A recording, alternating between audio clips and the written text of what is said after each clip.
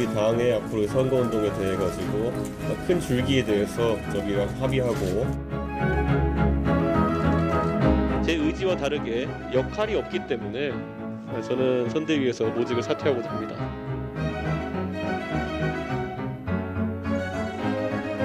선거 2달 남겨놓고 선대위 쇄신하라는 거는 저는 아주 선거 포기하라는 그런 아주 대단히 악의적인 문세라고 봐야 되고.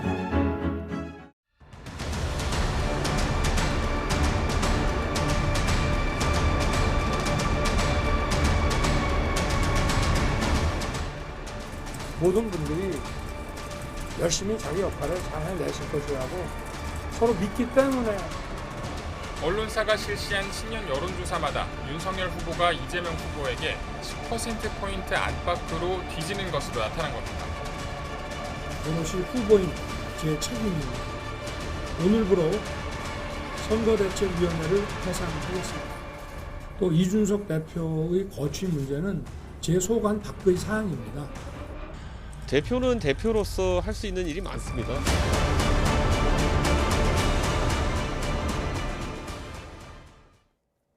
네, 대통령 선거를 2달 남짓 남겨두고 국민의힘 윤석열 후보가 선대위 전면 해체라는 초강수를 띄웠습니다. 하지만 당내 갈등은 아직도 봉합되지 않고 있습니다. 윤희석 국민의힘 선거대책위원회 상임 공보특보와 당내 상황을 좀 알아보도록 하겠습니다. 윤 특보 어서 오십시오. 예, 반갑습니다.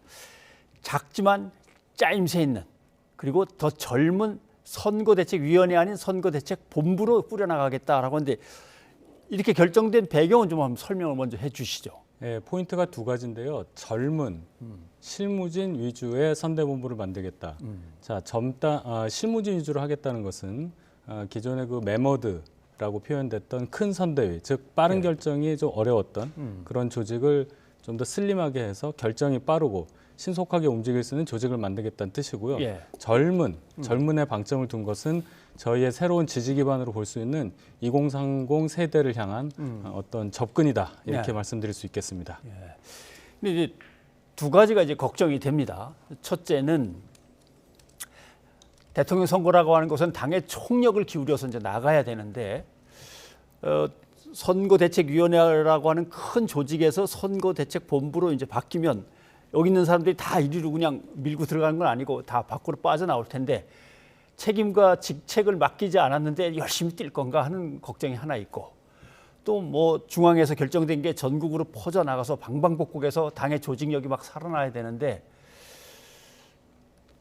안에서 결정하는 조직은 아주 슬림하게 작아졌고 그다음에 당 대표하고 예를 들면 현역 의원들 간에 아직도 약간의 분란은 있고 이런 상황에서 이게 잘 돌아가느냐 이제 이게 문제일 것 같아서요. 선대본으로 본부로 이렇게 슬림화된 것은 결국 의사결정 과정을 얘기하는 거지. 기존에 계셨던 인력들이 직위나 어떤 직책을 부여받지 못한다. 그것은 그렇게 볼 건 아닙니다. 저도 상임 공보특보인데 어떻게 될지 모르겠지만은 직책을 받지 않더라도 계속 윤 후보의 당선을 위해서 일을 할 것이고 그 마음은 뭐 모든 구성원들이 같을 것이고요. 당내 분란 말씀하셨는데 뭐 선거가 조금밖에 남지 않았습니다만은 20년 전 2002년 대선을 생각해 봅니다. 당시 노무현 후보가 지지율 3위를 달리고 있었을 때 그 당시 민주당은 노무현 후보 교체를 주장하면서 그랬죠. 후보 단일화 협의회라는 걸 만들어서 당시 정몽주 후보와의 단일화를 도모했었고 그 과정에서 결국은 3위였던 노무현 후보가 당선까지 되지 않았습니까? 그런 경우도 있으니까 아직 선거 많이 남았고요. 과정을 지켜봐 주시기를 그렇게 부탁드리겠습니다. 아무튼 뭐 과정을 지켜보면서 많은 분들이 또 응원할 거라고 생각을 합니다. 그래도 김종인 위원장 모셔오는데 상당히 공을 들였지 않습니까? 시간도 많이 걸렸고. 근데 또 이렇게 왔다가 허무하게 또 떠나버리니까 도대체 지금까지 이 상황을 누가 책임이라고 생각을 하십니까? 이 상황에서 뭐 책임 소재를 지금 가린다는 것은 뭐 크게 의미가 없고요. 어쨌든 김종인 전 총괄위원장께서 말씀하셨습니다. 뜻이 같지 않으니 같이 할 수 없다. 결국은 후보의 결단입니다. 후보가 선거를 하는 것이고요. 따라서 후보가 김종인 총괄선대위원장이 부담이 됐든 어쨌든 뭐 생각이 달랐든 후보가 이렇게 결정한 것이니까 존중해야 된다 이렇게 말씀드리겠습니다. 사실 윤석열 검찰총장이라는 분을 이제 검찰을 떠나실 때 당으로 데리고 이제 오면서 이미 사실은 그때도 리스크는 있었습니다. 검찰에서 있었던 일 또는 처가와 관련된 리스크를 안고 이제 왔는데 지금은 이준석 대표도 어떻게 보면 계속 리스크로 남아 있는 거 아닐까? 뭐 일이 생길 때마다 이준석 대표가 또 다른 발언하면은 또 문제가 되고 또 현역 의원들하고 또 안 맞기도 하고 이러면 어떡하나? 이 대표는 어떻게 되는 겁니까? 그 젊은 30대 당대표가 이 헌정사에서 있은 적이 있었나 싶을 정도로 예.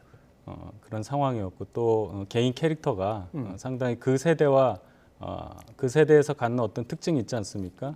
본인의 그 개성을 잘 발휘하고자 하는 그런 예. 욕망의 발산이라고 보는데 결과적으로 그동안 장 외에서 당대표로서 후보에 대해서 비판하는 그런 발언이 많았기 때문에 당내 분란의 소지가 있었습니다. 그런데 앞으로 어떻게 될 것이냐에 대해서 좀 집중해야 된다고 봅니다. 이준석 대표가 계속 주장했던 것은 예. 선대위에 소위 말하는 윤핵관이라는 사람들이 있어서 이건 안 된다라는 지적하는 게 하나 있었고요. 예. 두 번째는 선대위가 너무 크다, 줄여야 된다. 이 두 가지를 주로 얘기를 했고 그런데 오늘 윤석열 후보가 기자회견장에서 발표하신 내용을 보면 그 두 가지 조건은 이제 충족이 됐다고 봐야 돼요. 자신하고 방향이 맞는다라고 얘기하더라고요. 그렇죠. 그렇기 때문에 앞으로 이준석 대표가 지금과 같은 이전과 같은 어떤 비난 발언은 아마 못할 겁니다. 명분이 사라졌고요. 그렇다면 앞으로 이 대표는 어떻게 할 것이냐 저도 예. 궁금합니다. 예. 근데 김종인 위원장도 없고 이 대표도 선대위 또는 선대본부 안으로 정식 직함을 갖고 들어와 있지 않고 밖에서 저렇게 애매한 스탠스를 지키고 있다면 사람들은 이런 걱정을 합니다. 결국 윤석열 후보하고 제일 가까운 사람들은 검찰 출신들이고 또 검찰에서 막 나와가지고 윤 후보를 지금 에워싸고 도와주고 있는 사람들. 그러면 검찰 출신들 위주로 가나? 이런 얘기들을 하거든요. 글쎄요. 검찰 출신이라고 하면 아마 또 지금 이제 신임 사무총장 또 권영세 선대 본부장이 의원도 되는 권영세 의원을 얘기하시는 것 같은데 예. 그런 관점이 아니라 권영세 의원이 임명이 된 이유는 당내에 지금 대선 경험이 있는 그런 분이 이분밖에 없다고 봐도 과언이 아닙니다. 2017년 대선은 저희가 황망한 상태에서 했기 때문에 큰 경험이라고 볼 수 없고요. 그렇다면 박근혜 대통령이 당선됐던 10년 전 2012년 대선을 중요하게 봐야 되는데 그 당시에 권영세 의원은 종합 상황실장 역할을 했었어요. 종합 상황실장. 그렇기 때문에 선거 전반을 잘 알고 선거를 어떻게 해야 되냐를 아시는 분이기 때문에 임명이 된 것이고 그렇다면 지금 슬림화된 조직에서 검사 출신 별로 찾아볼 수 없을 겁니다. 네. 외곽 쪽에 따로 팀을 꾸린 분들도 없습니까? 그것은 어떤 후보든지 마찬가지일 거예요. 네. 외곽에 팀을 꾸렸다고 뭐 거창하게 생각하시는데 그건 사적인 인연으로 조언을 한다거나 그런 것이지 어쨌건 일은 공적인 조직이 하는 겁니다. 예, 알겠습니다. 그런데 오늘 김종인 전 위원장도 그렇고 이준석 대표도 그렇고 똑같은 발언을 한 것들을 이렇게 모아보면 그 안에 윤핵관이 아직 정리가 안 됐다.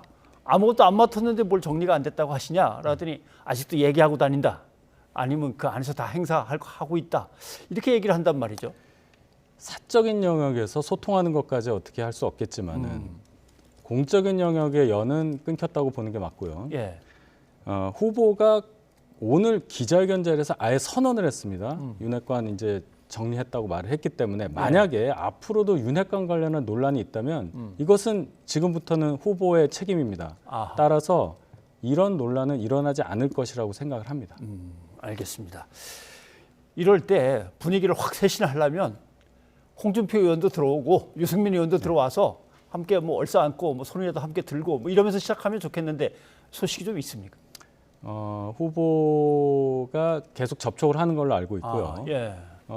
홍준표 후보, 유승민 후보 그 두 분 다 20년 넘는 정치 경력을 가진 훌륭한 분이시고 또 그만큼 당에 대한 애정 그리고 정권 교체를 향한 일념은 다르지 않다고 봅니다. 예. 따라서 이 두 분이 결국은 시점의 차이는 있겠지만은 정권 교체를 향한 이 윤석열 후보의 행보에 동참하시리라고 확신합니다. 예. 그런데 하나 궁금한 거는 후보 교체설 이런 거 누가 자꾸 꺼내는 겁니까? 이거 언론이 저지르는 일입니까? 아니면 당내에서도 그런 얘기가 있습니까? 당내에서 그런 일이 있는 건 아니고요. 예. 그 기본적으로 절차상 불가능에 가깝습니다. 물론 그것을 원용할 수 있는 당원 당규가 있긴 하지만 지금 60일 남겨놓고 후보를 교체한다는 것은 선거 안 하겠다는 얘기예요.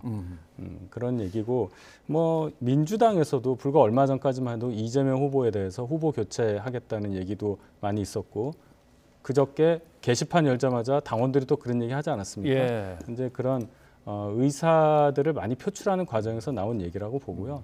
지금은 어디까지나 후보를 중심으로 당이 단합할 때지 이런 얘기 할 때가 아니죠. 근데 선대위를 이제 개편하는 과정은 뭐 종종 하다 보면 빚어지는 과정인데 이제 주요한 핵심 멤버들이 일제히 후보를 비난하면서 나간다거나 아니면 나도 따라 나간다고 하면서 예를 들면 뭐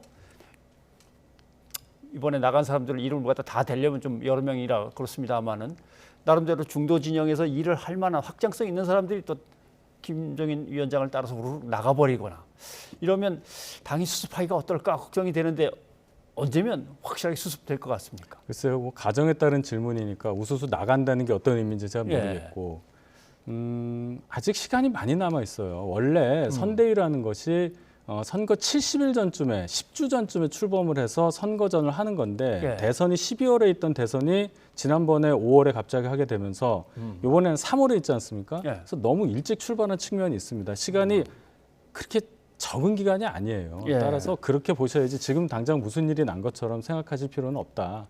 저희가 물론 여유 있게 시간을 갖고 할 상황은 아니라고는 보지만 예. 지금 말씀하신 대로 무슨 큰일이 난 게 아니에요. 예. 큰일 난 건 충분히 아니다. 회복할 수 있는 시간이라고 봅니다. 네, 알겠습니다. 그러면 일단 윤 후보의 부인 김건희 씨는 대선 전까지는 일단 공식적인 선거운동 참여는 없는 겁니까? 아까도 말씀을 하셨는데 일단 건강상의 문제도 있긴 하지만 작은 봉사활동 위주로 활동을 하시더라도 예. 작은 봉사활동 위주로 하시겠다는 말씀이 있었고 공식적인 선거운동을 할지 말지는 예.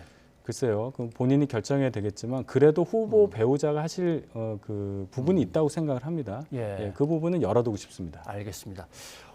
오늘 청년들하고 간담회가 후보가 예정돼 네. 있었습니다. 근데 다들 이제 화상으로 함께 만날 줄 알았는데 스피커폰만 가지고 그냥 참여하는 바람에 청년들이 거기서도 이제 약간의 원성이 있었는데 청년들이 얘기했던 것도 이런 얘기인 것 같습니다.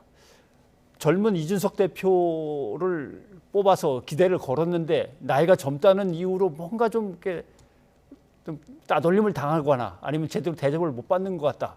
그런 국민의힘이 청년들을 앞세워서 뭔가 당을 새롭게 하면서 선대위를 선거 본부를 해서 꾸려나간다는 게 이게 말이 되는 거냐라는 아무튼 청년들의 의구심이 있었던 것 같습니다. 예, 오늘 그 청년 그과의 화상 토론회 과정에서 후보가 직접 화상에 그 출연하는 걸로 이제 공지가 되는 바람에 예. 후보는 이제 그걸 모른 상태에서 스피커폰으로 이제 출연을 해서 그 참여자들이 좀 원성이 있었던 걸 알고 예. 있습니다. 그 공직 과정의 착오에 대해서 대단히 죄송스럽게 생각하고 당이 당 대표를 젊은 분으로 뽑고 또 젊은 분들이 조금 이렇게 당 대표를 팬덤이라고 하죠. 예.